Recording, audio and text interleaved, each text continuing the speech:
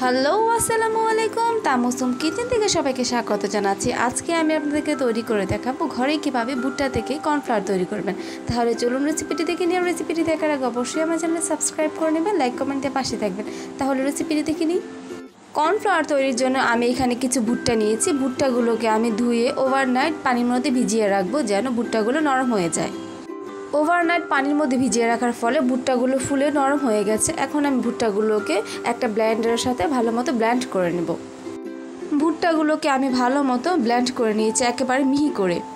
এখন ভুট্টাগুলোকে একটি ভালো কাপড়ের মধ্যে আমি ছেঁকে নিব। কেউ চাইলে কাজটা চাটনির মধ্যে করতে পারেন। ঠিক তাল যেরকম করে ছেঁকে নেয় আমি ঠিক তেমন করে ভুট্টাগুলোকে ছেঁকে নিব।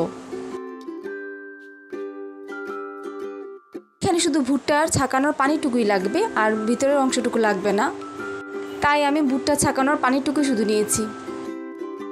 পানিটুকুকে কিছুক্ষণ রেখে দিলে উপরের পানিটার রং পাতলা হয়ে যাবে, একেবারে স্বচ্ছ হয়ে যাবে। তখন উপরের পানিটুকু আমি ফেলে দিব।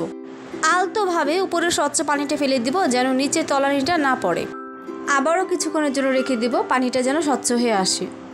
পানিটা স্বচ্ছ হয়ে গেলে আবারও পানিটা উপর থেকে ফেলে দিব। এমন করে বেশ কয়েকবার আমি পানি ফেলে দিব শেষে নিচের অংশটুকু পাওয়ার জন্য। বেশ কয়েকবার পানি ফেলে দেওয়ার পরে এখন ভুট্টার মধ্যে আর কোনো এক্সট্রা পানি নেই। এখন আমি ভুট্টাটাকে গ্যাসের চুলার নিচে শুকিয়ে নিব অথবা রোদে শুকিয়ে নিব। 2 দিন শুকানোর পরে ভুট্টাটা শুকিয়ে শক্ত হয়ে গেছে। এখন আমি একটা ব্লেন্ডারের সাহায্যে ভুট্টাটাকে ভালো মতো ব্লেন্ড করে নিব। ভুট্টাগুলোকে দেখতে যদিও হলুদ মনে হচ্ছে, ব্লেন্ড করার পরে কিন্তু আর হলুদ থাকবে না, সাদা হয়ে যাবে। ব্লেন্ড করার পরে একদম দোকানের মতো কর্নফ্লাওয়ার তৈরি হয়ে গেছে। আশা করছি আমার রেসিপিটি আপনাদের ভালো লেগেছে। যদি আমার রেসিপিটি ভালো লেগে থাকে তাহলে প্লিজ আমার চ্যানেলটি সাবস্ক্রাইব করবেন, লাইক কমেন্ট দিয়ে পাশে থাকবেন। ধন্যবাদ।